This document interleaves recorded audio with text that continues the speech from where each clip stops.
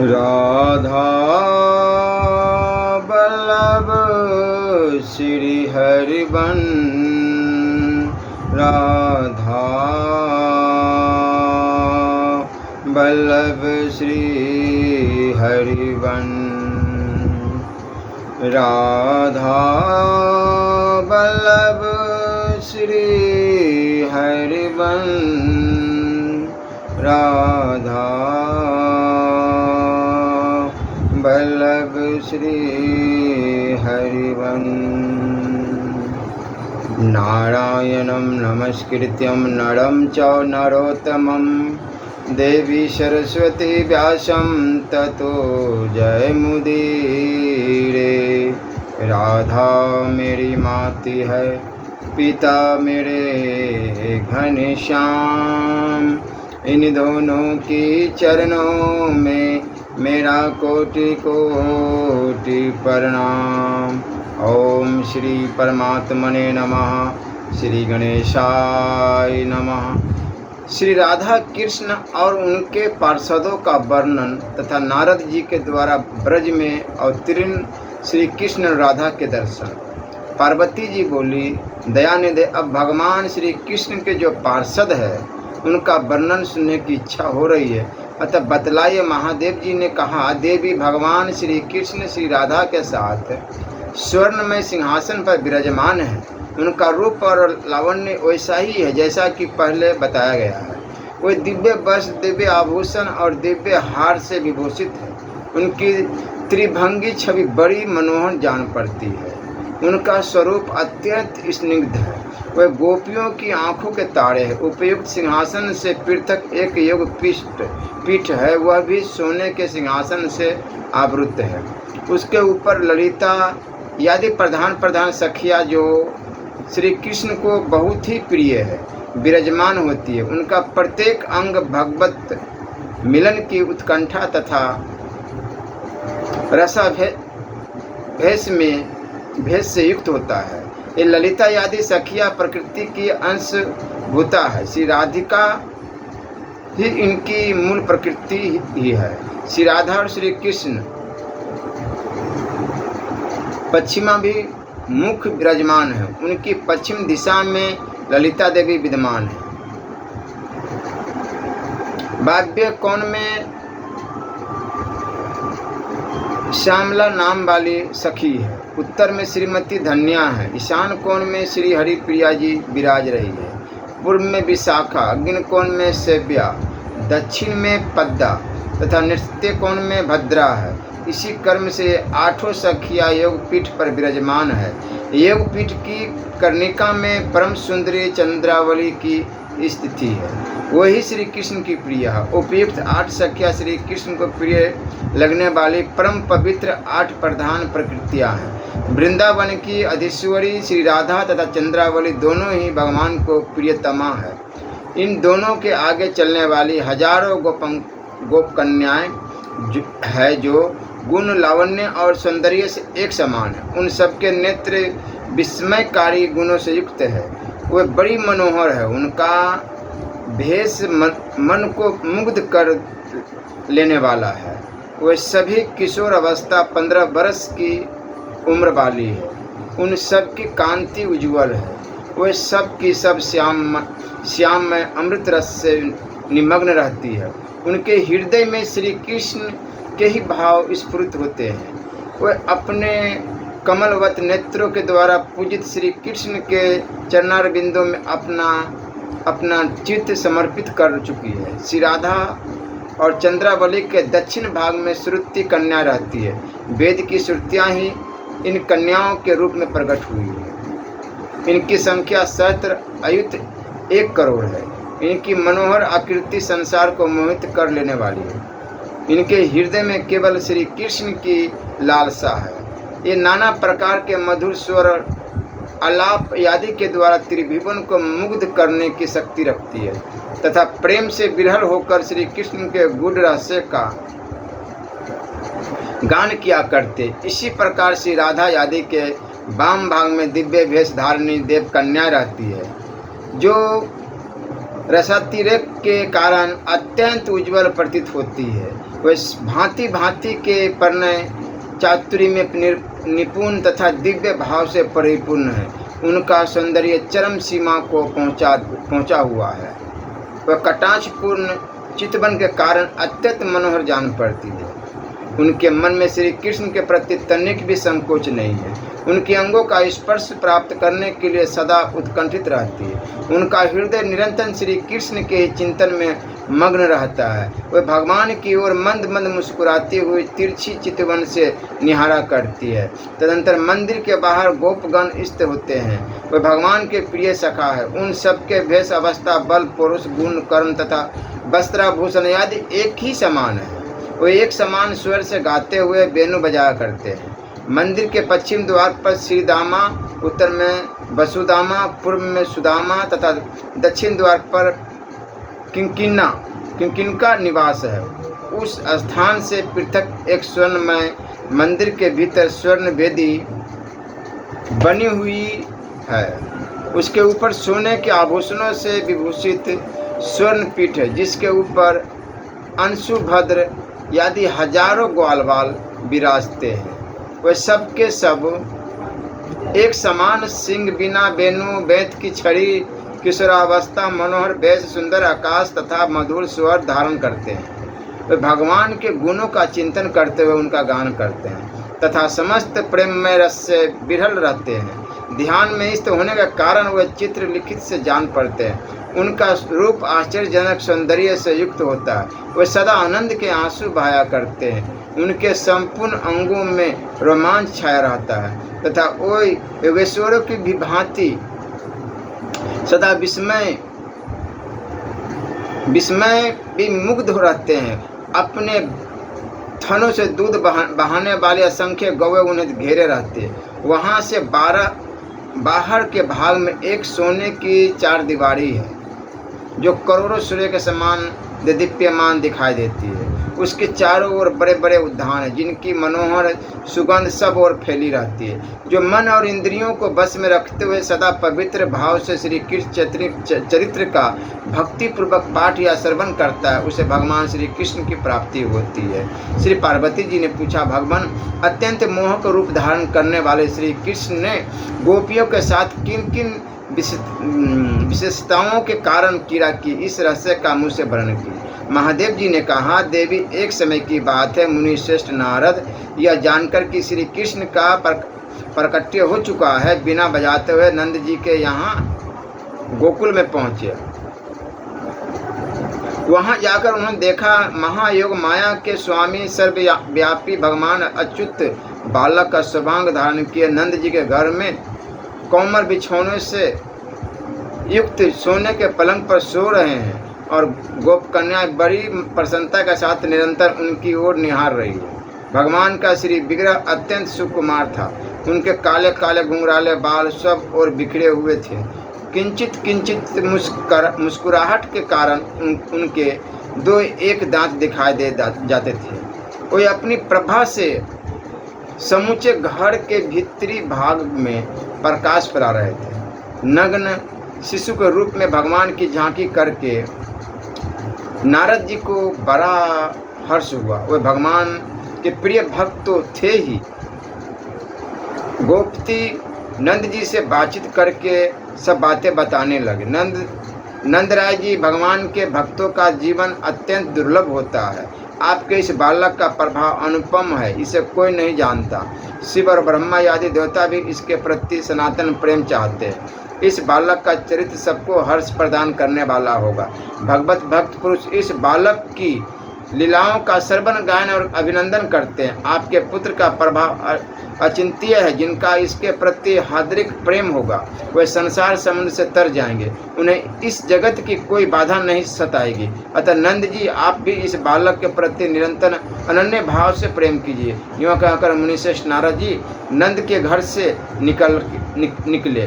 नंद ने भी भगवत बुद्धि से उनका पूजन किया और प्रणाम करके उन्हें विदा दी। तदंतर वे महाभागवत मुनि मन ही मन सोचने लगे, जब भगवान का अवतार हो चुका है तो उनकी परम प्रियतमा भगवती भी अवश्य अवतीर्ण हुई होगी। वह भगवान की क्रीड़ा के लिए योगी रूप धारण करके निश्चय ही प्रकट हुई होगी, इसमें तनिक भी संदेह की बात नहीं। इसलिए अब मैं ब्रजवासियों के घर घर में घूमकर उनका पता लगाऊंगा।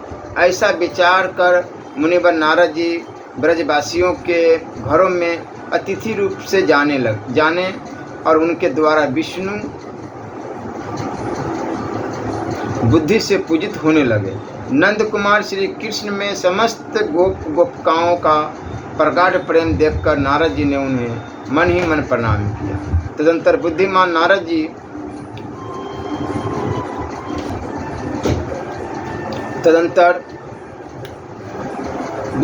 नारद जी किसी श्रेष्ठ गोप के विशाल भवन में गए।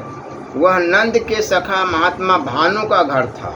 वहां जाने पर भानु ने नारद जी का विधिवत सत्कार किया। तत्पश्चात महामना नारद जी ने पूछा, साधो तुम अपनी धर्म निष्ठा के लिए इस भूमंडल पर विख्यात हो, बताओ क्या तुम्हें कोई योग्य पुत्र अथवा उत्तम लक्षणों वाली कन्या है?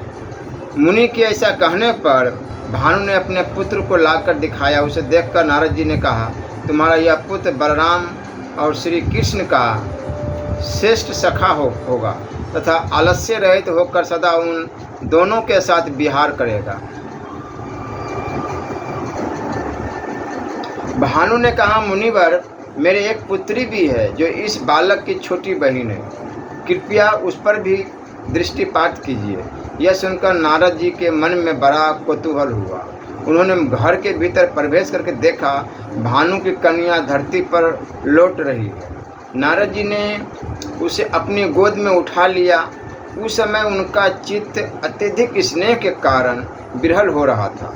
महामुनि नारद भगवत प्रेम के साक्षात स्वरूप है। बाल रूप श्री कृष्ण को देखकर उनको जो अवस्था हुई थी वही इस कन्या को भी देखकर हुई है।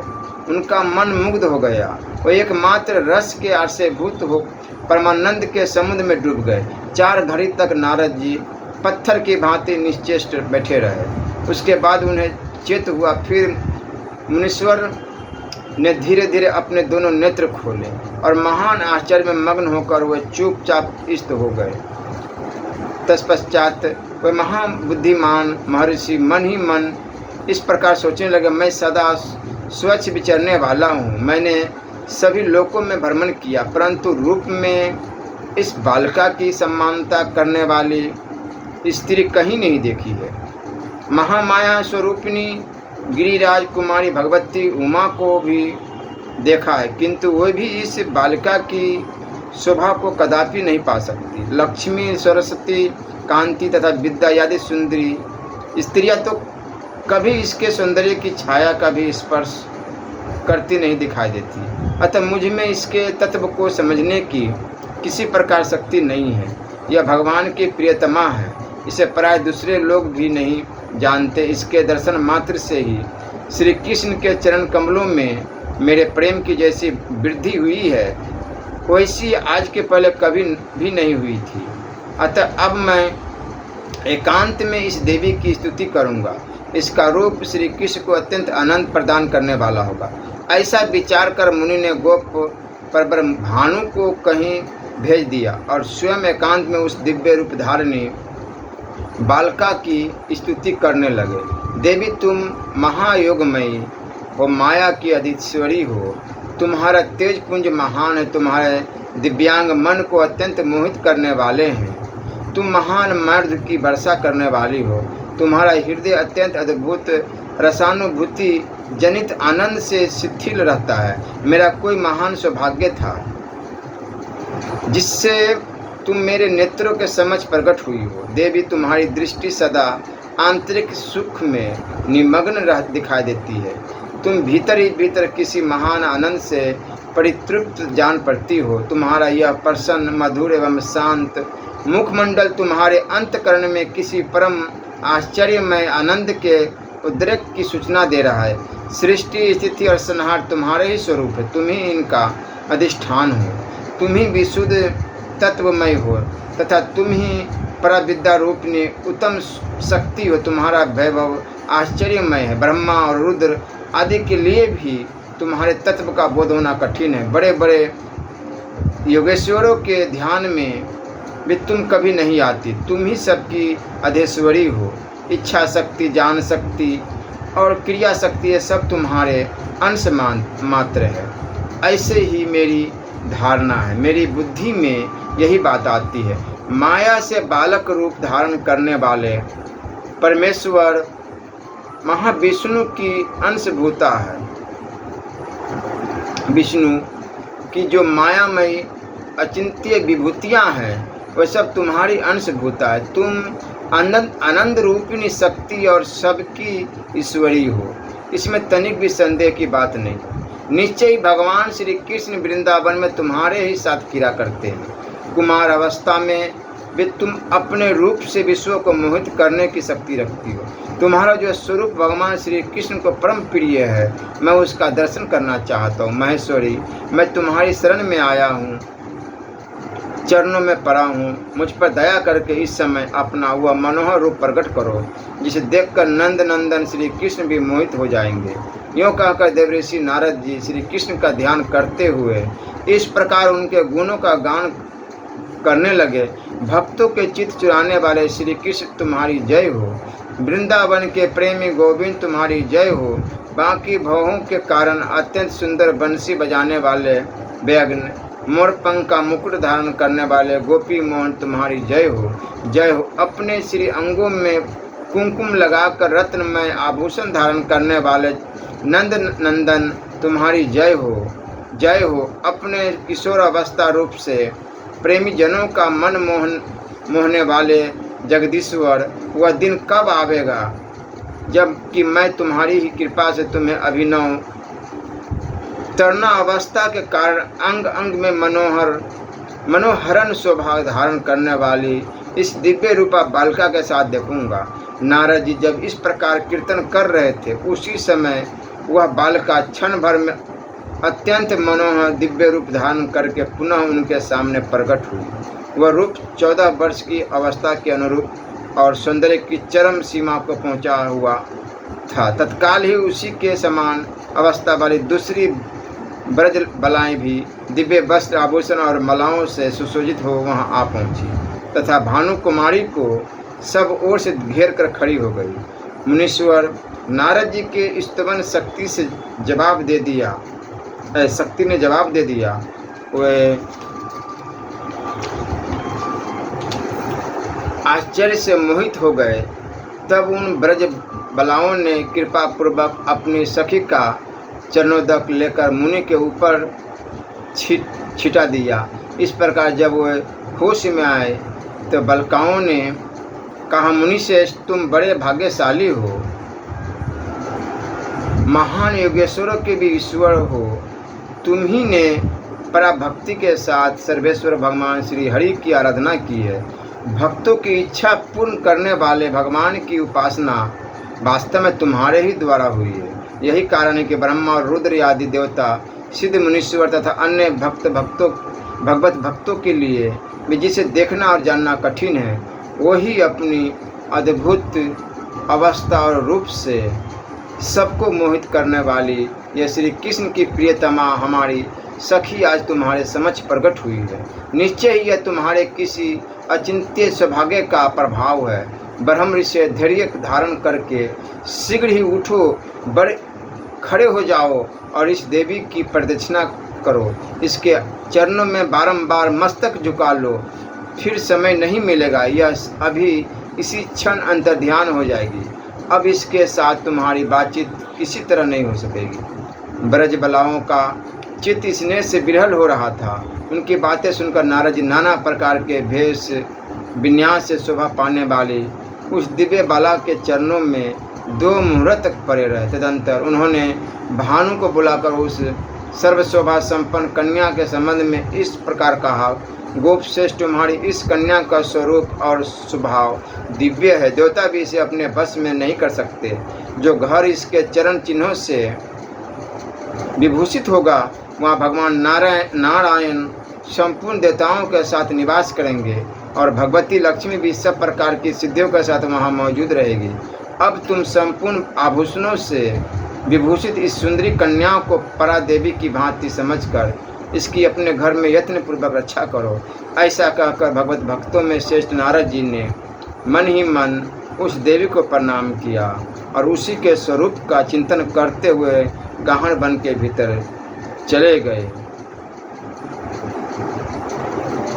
श्री राधा श्री राधा। बहुत सा अनजान व्यक्ति लोग मूर्खतावश बोलते हैं कि राधा का किसी ग्रंथ में विवरण नहीं है, लेकिन अनेकों ग्रंथ में है। अभी मैंने जो कथा सुनाई वह पद्म पुराण की बात है, पद्म पुराण से बताई गई है। अनेकों जितने भी है पुराण, बहुत सारे शास्त्र है जिसमें उनका विवरण है, क्योंकि राधा नाम ये गुप्त नाम है, इसलिए उजागर नहीं किया गया। क्योंकि जो राधा है वही कृष्ण है, जो कृष्ण है वही राधा है, दूसरा कोई तत्व नहीं है, दूसरा कुछ नहीं है। क्योंकि राधा ही कृष्ण, कृष्ण ही राधा है, वही प्रेम का नाम ही राधा दिया गया है। श्री राधा वल्लभ लाल की जय।